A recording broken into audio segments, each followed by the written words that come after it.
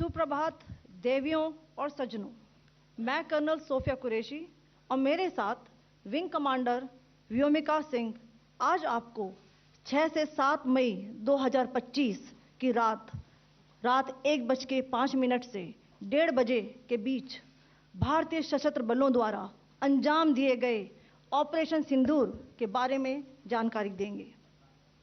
Operation सिंदूर 22 अप्रैल को पहलगाम में हुए विभत्स आतंकवादी हमले के शिकार मासूम नागरिकों व उनके परिवारों को न्याय देने के लिए लॉन्च किया गया था। इस कार्रवाई में 9 टेररिस्ट कैंप्स को टारगेट किया गया और पूरी तरह से इसे बर्बाद किया गया। पाकिस्तान में पिछले 3 दशकों से टेरर इंफ्रास्ट्रक्चर का निर्माण हो रहा है। इसमें recruitment, indoctrination centres, training areas व लॉन्च पैड शामिल थे, जो पाकिस्तान और पाक अधिकृत जम्मू कश्मीर POJK दोनों में फैले हैं। Operation Sindoor was launched by Indian Armed Forces to deliver justice to the victims of Pahalgam terror attack and their families. 9 terrorist camps were targeted and successfully destroyed. Over the last 3 decades, Pakistan has systematically built terror infrastructure. It is a complex web of recruitment and indoctrination centers, training areas for initial and refresher courses, and launch pads for handlers. These camps are located both in Pakistan as well as Pakistan-occupied Jammu and Kashmir areas. Some of the well-known training camps are located, as you can see on the screen. They are distributed from Savai Nala in the north, counting to approximately 21, ending at Bhagalpur to the south. इन लक्ष्यों का चयन विश्वसनीय intelligence सूचनाओं के आधार पर हुआ ताकि आतंक गतिविधियों की रीढ़ तोड़ी जा सके, और यह खास ध्यान दिया गया कि निर्दोष नागरिकों और सिविलियन इंस्टॉलेशन को नुकसान न पहुंचे। The selection of these targets for Operation Sindoor was based on credible intelligence inputs and role of these facilities in perpetrating the terror activities. The locations were so selected to avoid damage to civilian infrastructures and loss of any civilian lives. This was done with due diligence, and the camps selected for targeting and their engagement will now be shown to you one by one. POJK के targets मैं आपको बताना चाहूंगी। सबसे पहले सवाई नाला camp Muzaffarabad, जो कि POJK के लाइन ऑफ कंट्रोल से 30 किलोमीटर दूर है। यह एक लश्कर-ए-तौयबा का ट्रेनिंग सेंटर था। 20 अक्टूबर 2024 सोनमर्ग, 24 अक्टूबर 24 गुलमर्ग, 22 अप्रैल 2025 पहलगाम, इन हमलों के आतंकियों ने यहीं से प्रशिक्षण लिया था। सैयदना बिलाल कैंप मुजफ्फराबाद, यह एक जैश-ए मोहम्मद का स्टेजिंग एरिया है। यह हथियार, विस्फोटक और जंगल सर्वाइवल ट्रेनिंग का केंद्र भी था। गुलपुर कैंप कोटली, यह LOC से 30 किलोमीटर दूर था। लश्कर-ए-तौयबा का बेस था, जो रजौरी पुंछ में सक्रिय था। 20 अप्रैल 2023 को पुंछ में और 9 जून 2024 को तीर्थ यात्रियों के बस हमले में यहीं से आतंकी को ट्रेन किया गया था।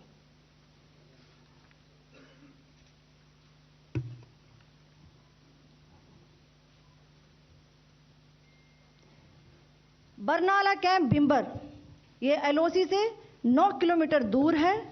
यहां पर हथियार, हैंडलिंग, IED व जंगल सर्वाइवल का प्रशिक्षण केंद्र था।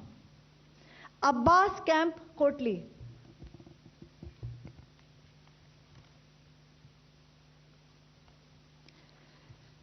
यह LOC से 13 किलोमीटर दूर है। लश्कर-ए-तौयबा का फिदाइन यहां तैयार होता था। इसकी कैपेसिटी 15 टेररिस्ट को ट्रेन करने की थी।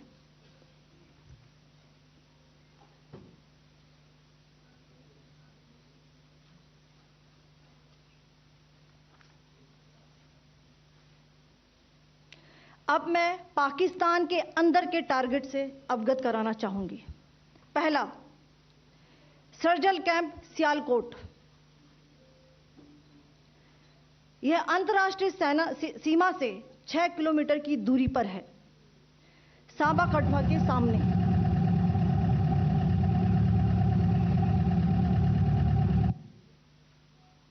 मार्च 2025 में जम्मू एंड कश्मीर पुलिस के 4 जवानों की जो हत्या की गई थी, उन आतंकवादियों को इसी जगह पर ट्रेन किया गया था। दूसरा, महमूना जाया कैंप सियालकोट। यह 18 से 12 किलोमीटर आईबी से दूर था। हिजबुल मुजाहिदीन का बहुत बड़ा कैंप था।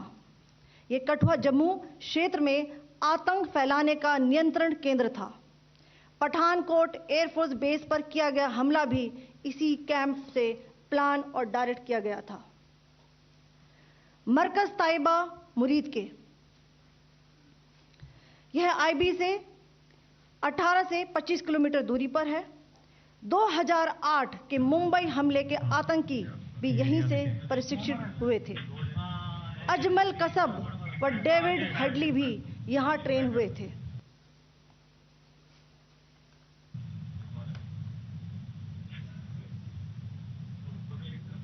आगे दूसरा आया।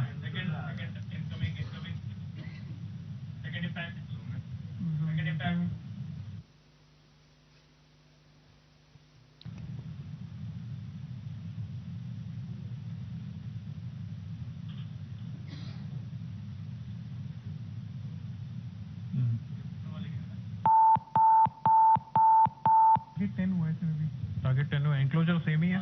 7 it is hit the target. हाँ हाँ।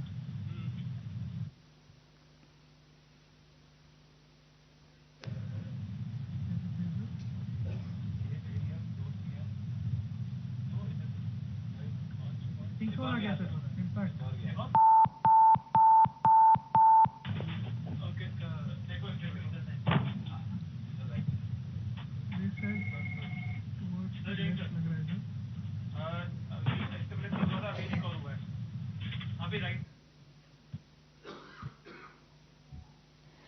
मरकज सुभान अल्लाह भावलपुर, यह इंटरनेशनल बाउंड्री से 100 किलोमीटर दूर है। जैश ए मोहम्मद का मुख्यालय था। यहाँ पर रिक्रूटमेंट, ट्रेनिंग व इंडॉक्ट्रिनेशन का केंद्र भी था। शीर्ष आतंकी अक्सर यहाँ आते थे। मैं आप सबको बताना चाहती हूँ कि किसी भी सैन्य ठिकाने का निशाना नहीं बनाया गया और अभी तक किसी तरह की नागरिक क्षति की रिपोर्ट नहीं है। धन्यवाद। जय हिंद।